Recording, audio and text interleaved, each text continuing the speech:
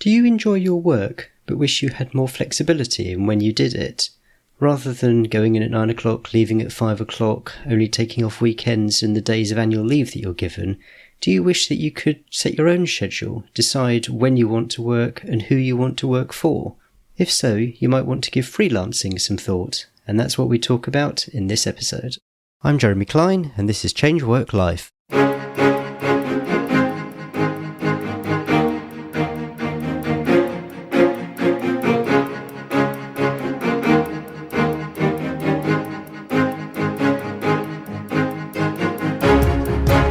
Hello and welcome to Change Work Life, the show that's all about beating the Sunday evening blues and enjoying Mondays again. So suppose you enjoy what you do, but you don't necessarily want to work for just one person or even to be an employee. Could freelancing be an option for you? That's what we're going to talk about today, and I'm delighted to be joined by Greg Kihlström, who's the co-founder of CareerGig and the host of the Agile World podcast. Greg, welcome to the show.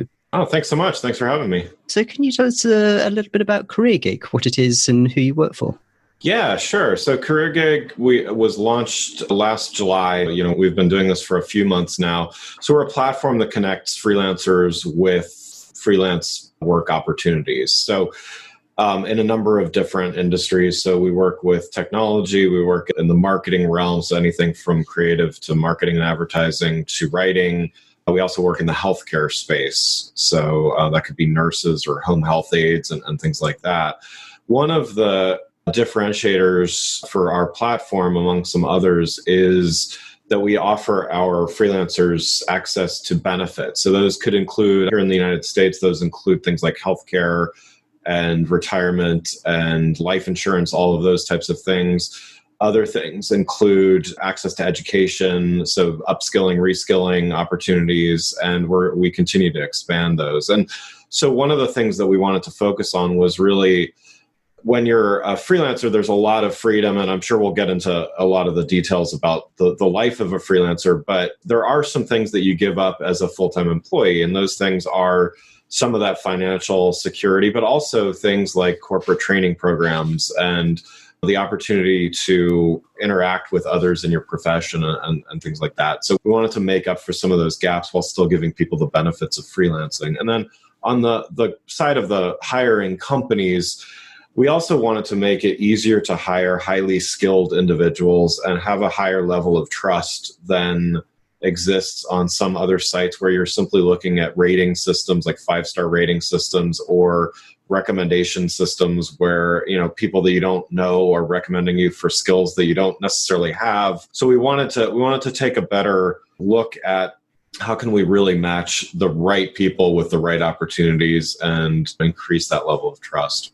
So you mentioned having been doing this for a few months. What's your backstory? How did you get into this?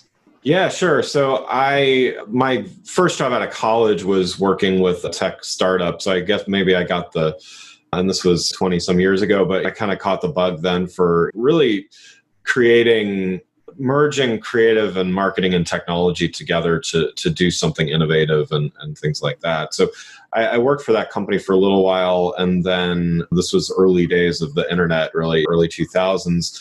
After that kind of ran its course, I started a marketing agency in early 2000, so about 2003. I ran that for about 14 years and sold it about 3 years ago. And over the course of that, I got to be early adopters of things like social media marketing, personalization, AI, big data, all of those things applied to the marketing world and for a number of different types of clients. And after I sold the agency, I wanted to do something a little bit different and got into some consulting work in the employee experience and leadership and organizational change space.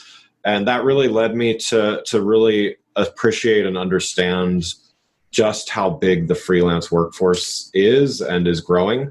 I think in the US, for instance, within about 3 or 4 years, 50% of the workforce is going to be engaging in some kind of freelance work. Already as of last year, it was about 35%. And the numbers globally are just as impressive. So I think we're entering a world where that idea of that long-term stable employment for one company working for them for 10 years plus it's no longer really occurring. And I think freelancing is certainly a viable alternative to that. And just before we go on to that as a subject, can you tell us a bit more about the podcast? What's that about?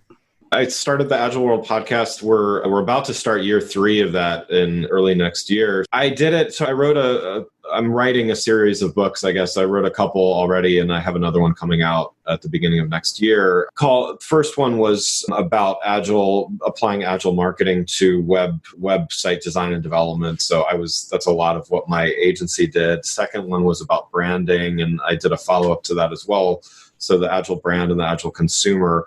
And so I wanted to start a podcast that talked about the same types of issues. And really what it is, it's talking about agility and adaptivity in, I would say, the broadest sense of the term. So I've had certified Scrum Masters on my show to talk specifically about Agile, but it's really more about how do we apply this Agile mindset, this iterative and optimizing mindset to any number of things, from business to marketing to technology and anything in between. Awesome. So let's talk about freelancing, and let's take it right back to basics. And can I ask you, is there like a dictionary definition of freelancing? What are we talking about? Great question to kind of level set here. So a freelancer doesn't have to be they don't have to do what they're doing full time. So I would say a freelancer is someone who makes money by working for one or more different entities that are not their full-time employer. So again, this could be a full-time employee that moonlights, for instance. They have a couple gigs that they work on in the evenings to make a little extra money. It could be an individual that all they do is a series of different projects for different companies or entities or things like that. So it's really, the origins of the term are actually, I think Sir Walter Scott coined the term way back in the day, as a lance meant sword. These were like soldiers for hire, basically, for whoever would hire them. So, right. And so is consulting a form of freelancing, or is that something a bit different? It is. And so a consultant could be a full-time employee, but a lot of times, I think what people call consulting is working a few hours here and there, or let's say less than full-time, or not for a full-time salary for a company or an individual or things like that. Often someone who says they're a consultant that doesn't work for a big conglomerate company is most likely a freelancer. And so a consultant who, you see some people who they leave employment, become a consultant, and then end up effectively doing exactly the same job they were doing, just on a slightly different basis. So self-employed, maybe paid more, but without the benefits and a different sort of status. Does that fall within your definition of freelancing, or is that a bit outside? No, it does. It's anyone that is, at the end of the day, they are responsible for their full financial security and stuff like that. So in other words, when you have a full-time job, a lot of times you will get like access to life insurance, and liability is taken care of by the company that you work for. And there's all of these kind of hidden things that a company takes care of for you. But when you're a freelancer or an independent consultant, you are responsible for liability. So if you're a software engineer that's an independent consultant, if you write code and cause the business to encounter financial implications or something like that, you need insurance and liability insurance in order to be able to cover yourself. Otherwise, if you work for a company, they would be covering that liability. So it's really a matter of, in a sense, it's where the risk is centered. And on the other, the more positive front is the freedom to decide who you're going to work for, what you're going to do, how much you're going to do, where you're going to work, and all of those things. So it's a very risk and reward kind of thing as well. Where does freelancing sit on the spectrum of having your own business at one end and having a job at the other end?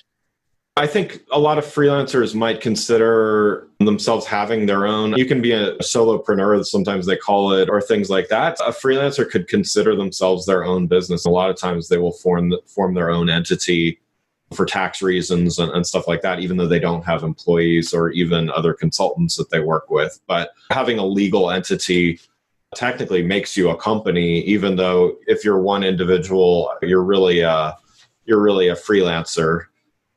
Because even though there's a legal entity, there's not really a company of individuals, alongside you. Are there particular jobs or careers which lend themselves particularly well to freelancing and those which don't? Yeah, I think there's some that have been, I think most roles what we're seeing is growth among a lot of different sectors of let's call it the knowledge workers and things like that. But there are some that traditionally have lent themselves more to that. And some of that may just be individuals decided to do that in certain sectors other than others. Let's say in the technology space, so software engineers, IT, all of that. There are some roles there where it helps to be on-prem, but there are others where a software engineer, I think that's probably one of the most common ones. In the marketing realm, we see there's a lot of designers, there's a lot of marketing people, writers. That's another common one as well.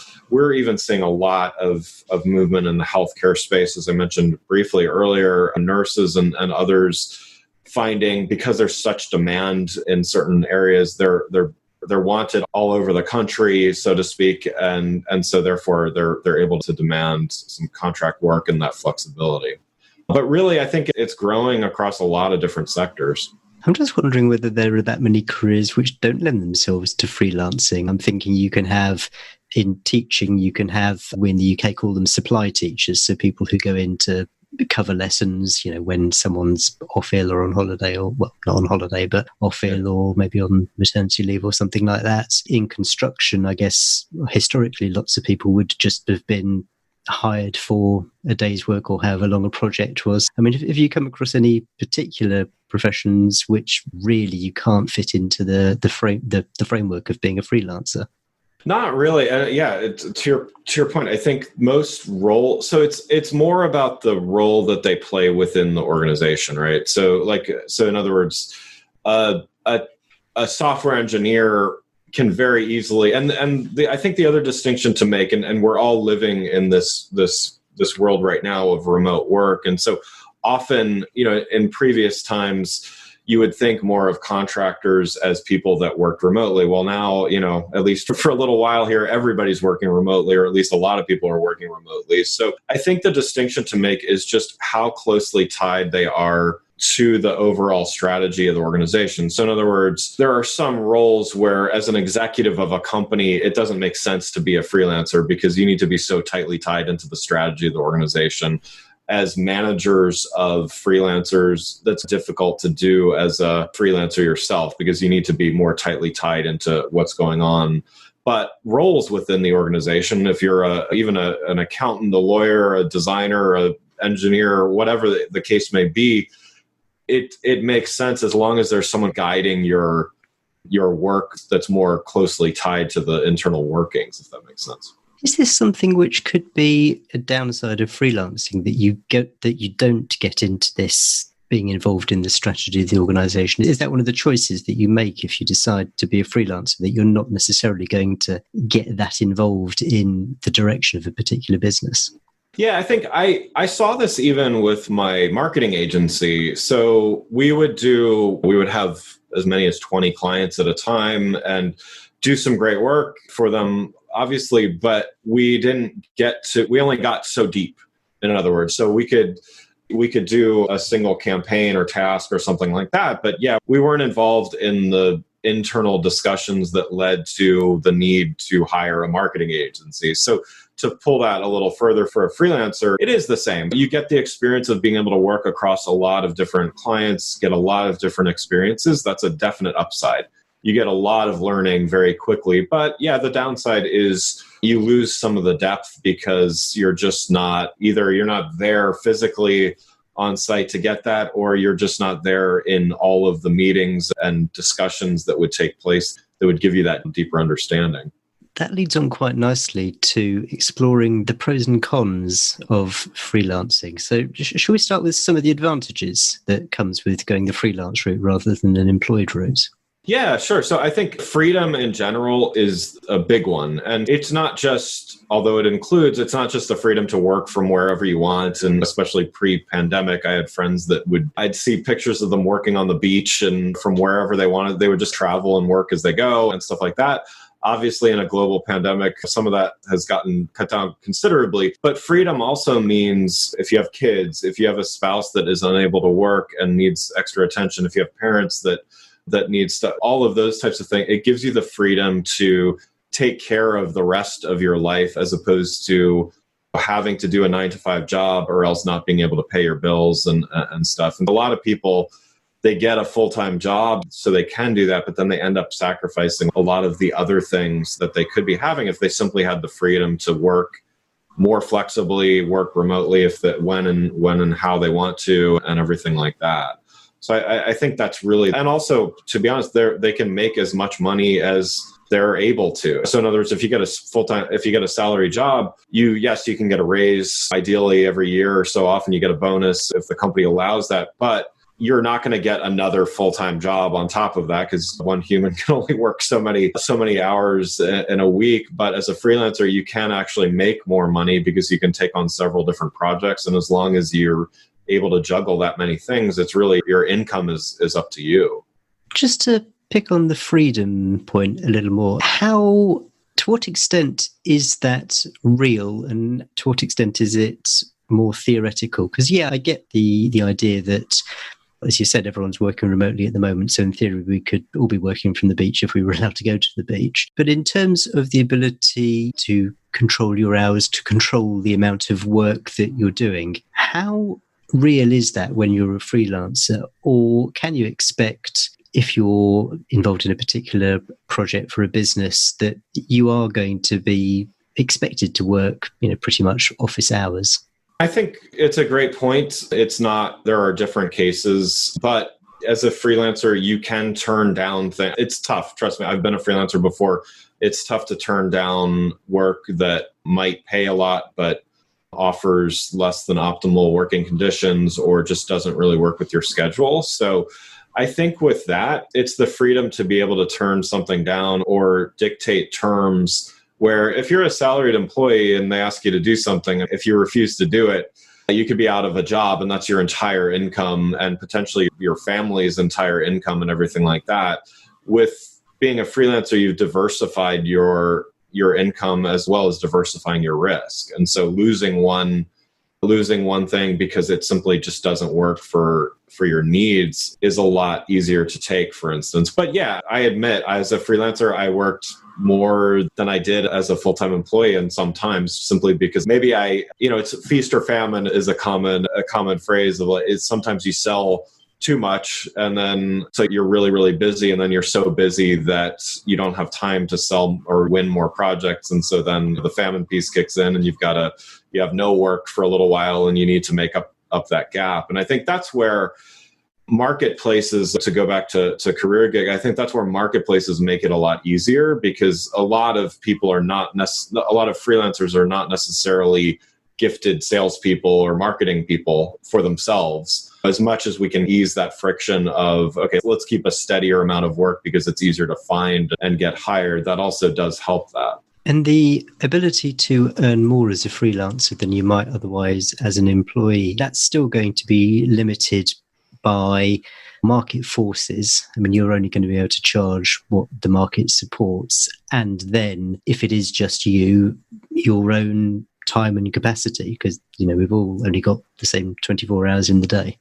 One thing that freelancers can also do is work with other freelancers or companies, or the way at one point early on in my marketing agency, it was literally just me and I would outsource a lot of work. So I was able to actually make a considerable amount of money simply by being, let's call it project manager and outsourcing a lot of work to a lot of other companies. Now I got a markup on all that work being done.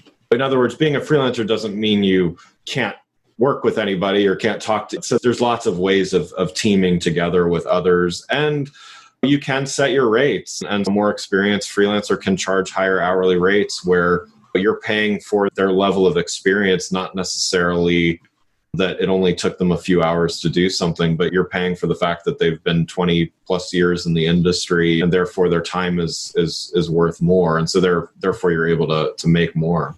You mentioned how it's tough to turn down work. Is there a risk, if you are a freelancer, of getting into the mentality of never being able to turn down work because you just don't necessarily know where your next meal is coming from?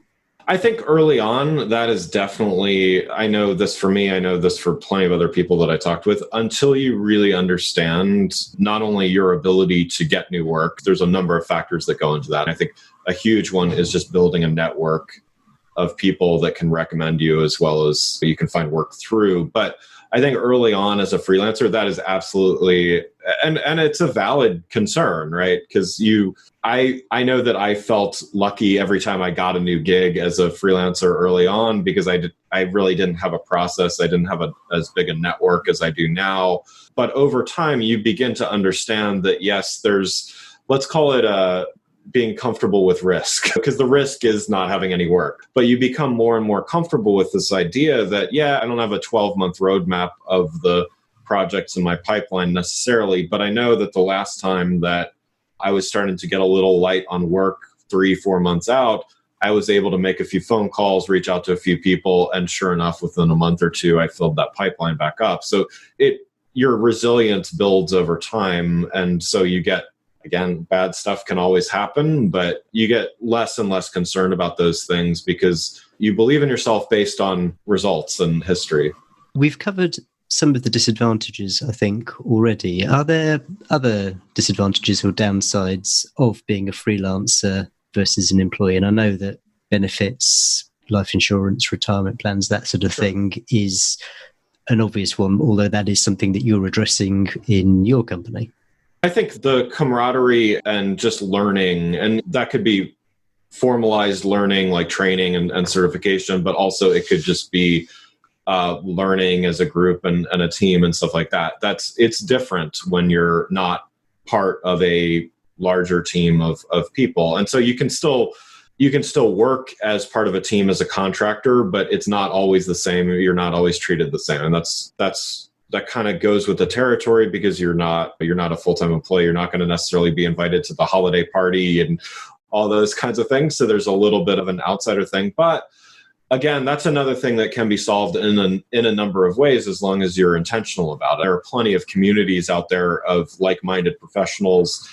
There are, from the training and certification standpoint, that's one of those things where freelancers charge higher hourly rates than full-time employees do. And one of those things that you need to take care of, in addition to thinking about retirement and risks like insurance, is your ongoing training. And so you need to set aside some of that extra money to be able to do that, or just get creative with finding ways to learn, because that is something. The upside is that you're working across a much more diverse array of clients and opportunities. So in a sense, you're hands-on learning a lot more quickly than a full-time employee, but some of those formal training type things you're not going to get unless you're your own employer. So you're not going to get unless you intentionally go after them. It's a life of a freelancer can be quite transitory, so not necessarily an opportunity to develop the deep relationships that you might if you stay in a particular organization for 5 or 10 years, say. Are there things, and you mentioned community as a possibility, that are there things that freelancers can do to ensure that they do build and maintain these long-lasting relationships with other professionals? Yeah, I think it's the concept of networking becomes much more important just in general. That could be LinkedIn networking. That could be going to conferences whenever we're able to go to conference. That has been a huge thing. But I think a freelancer, consultant, those types of people are going to take what might even start out as a tenuous connection and build that a lot more deeply, simply because, again, when you're at a company, you build connections with the people that work immediately with you, but you're not necessarily thinking 5 years down the road of who do I need to stay in touch with. You might have deeper connections, but they're fewer connections. As a freelancer, you have the opportunity to build deep connections with a lot more people. You just do have to take that intentional approach of, okay, I know I'm not going to sit next to them in the office 5 days a week, so how do I do this? But you get exposed to so many more people to have the opportunity to build the network. So it's really the onus is on the individual to take what could be just a passing communication or something and build that into something. And I think successful freelancers have a great memory and understanding of where someone is, where they've moved to, and just how to keep in touch with all of these people.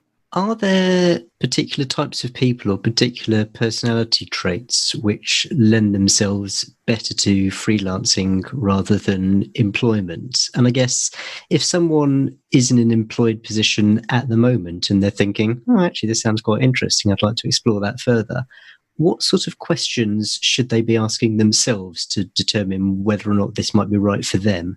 You can be a full-time employee and like learning, but I think learning takes on a different perspective. So learning by experiencing new things is something that as a freelancer, you get thrown into a lot of situations potentially that are brand new. Even if you're a graphic designer and it's a graphic design project, you're going to get a lot of different opportunities to design for various things that, again, if you had one job and designed one kind of thing all day long, you might know that really well. If it's in healthcare, you're going to know how to design for healthcare really well. But if you're a freelancer designing for 20 different industries, think of all of that learning that could even be applied back into one industry, just that diversity of learning. So I think a hunger to learn a lot of different things is certainly a trait. I would say certainly on the other side, an ability to handle risk and handle the unknown is certainly something that is needed as well. And you could look at that in the negative way, but I think it's also a lot of times I think when we look at risk and things like that, it clouds us from seeing the opportunity in growing, in forcing ourselves to be in my life, at least, I've grown the most when I've forced myself to be in an uncomfortable situation and that I didn't know how I was going to get out the other end. But sure enough, I did. And I grew, and it grows resilience and things like that. And that's not just resilience in your professional life. That can be resilience in your personal life as well. Some of these things are very abstract concepts, but they can apply in anything that might come along. You mentioned risk. And I'm thinking, in particular, professional risk, how can you mitigate that? So if you happen to be in a particularly technical area, and it's the sort of thing where it really helps to have things peer reviewed. For example, my area of practice in law is extremely technical, and routinely we will ask each other to review each other's notes of advice, just because inevitably you miss something, and it's one of those things. It's a risk management thing. You get someone else to have a look at your work. Is this something which you can do as a freelancer, where you are in something which is quite technical, and it might be law, it might be coding, I suppose it could be anything really?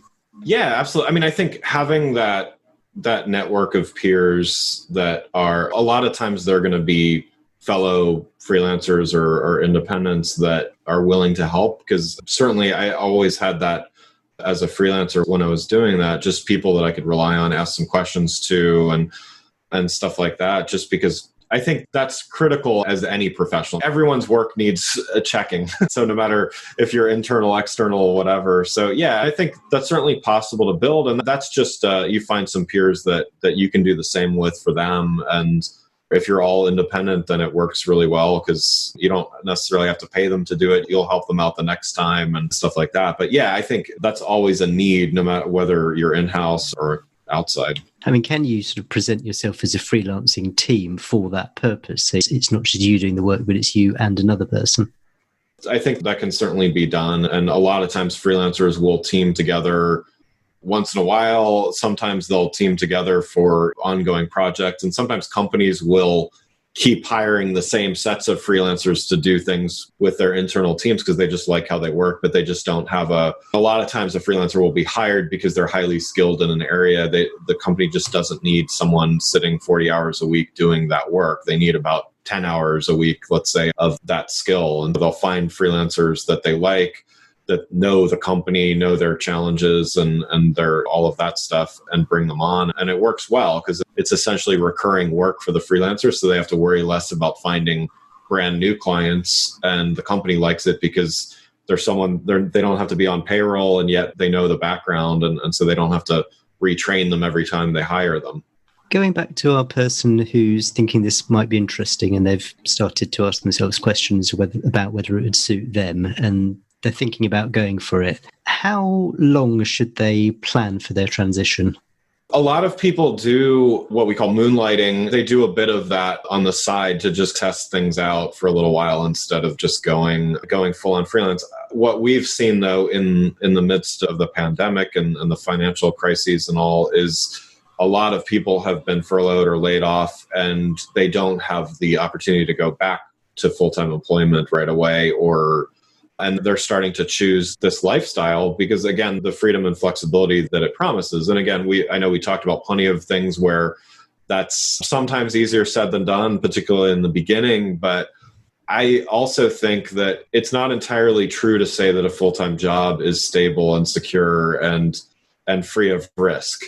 And so I think that's where, to flip that on its head, in other words, the average C-level exec is, I think, in their job about 18 months to maybe 24 months at the most these days. And I think that and it goes on down from there. So I think the challenge becomes, I grew up with this idea that you could work somewhere for 10 plus years. And if not, we saw on TV at least that people retired with gold watches and all that stuff after working 30 years. That has never existed in my career. I've heard that happen before, but that is just not reality anymore. So I think every time we go through one of these financial crises, I've been through 3 now in my career, we see less and less faith in these traditional employment models. And I think 2009, the second one in my career, that really Uber, Lyft, like the gig economy was born out of that. And true, those were lower paid jobs and all that.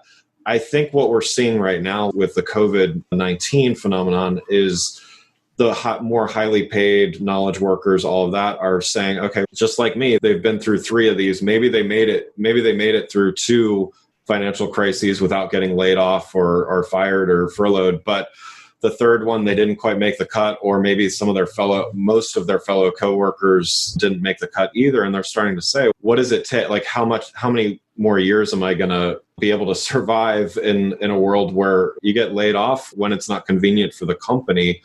And think of all of these people that have been full-time employees their entire career. They don't have that resilience. They don't have that risk aversion that people that have been either freelancing on and off or considering that. And so all of a sudden they're thrust out into this freelance world. I think it's important that everyone considers that as again, it's another form of risk aversion to consider freelancing and diversifying your income. I completely agree with all of that. For someone who is just considering starting out, thinking about going the freelance route, do you have any resources, tools that they should take a look at to give them some stuff to think about and to help them plan the process? I think there's one of the things is definitely to make sure that you're trained on the latest in your field. And I would definitely recommend looking into, first, think about what is it that you would like to do? It may be exactly what you're doing in your day job right now, but what is it that you would like to do? And do you truly have the skills to do that independently? So in other words, if you are in the marketing profession, let's say, but you've been managing a team of 20 people and not really hands-on, do you actually know what it would take if you got hired by a company to do marketing for them? And think about that a little bit, and then there's plenty of companies like Coursera or Udemy or all of these resources where you can take classes. It's not super expensive to do. There's reputable organizations behind them. And just make sure that you're up to speed on some of these things. Because again, I think managing and directing people to do these things is very different than getting your hands dirty. Brilliant. I'll certainly put links to Coursera and Udemy in the show notes for this episode. Greg, if people want to find you and get in contact with you, what's the best way they can do that? Yeah, absolutely. So I'm very active on LinkedIn. Feel free to connect with me, mention this podcast, and I'll be sure to reach back out to you. And then definitely please check out CareerGig.com. It's definitely a great resource for freelancers or companies that hire them. Awesome. Again, I'll put links to those in the show notes. Greg, thank you so much. Lots to think about. Definitely an avenue that I think more people are going to think about following as we come out of the COVID-19 pandemic. So thank you so much for your time. Yeah, thank you. Okay, hope you enjoyed that interview with Greg Kihlström of CareerGig. As Greg mentioned, freelancing is something that's come so much to the fore over the past few years. The gig economy is something which is now inescapable, whether it's working for Uber, Deliveroo, Lyft and so on, or providing services online via platforms like Upwork or Fiverr. As Greg made clear, even if you have quite a technical job, one that requires quite a lot of experience and qualifications and expertise, chances are it's still something which you can implement using the freelance model. You don't necessarily have to be an employee working for one person.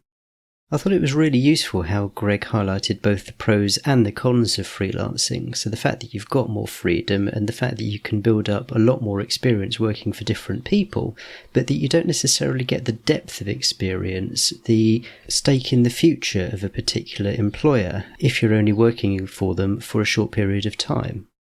So lots to think about, but I hope it gave you a good starting point and a good grounding if freelancing is something which you're thinking you might want to consider.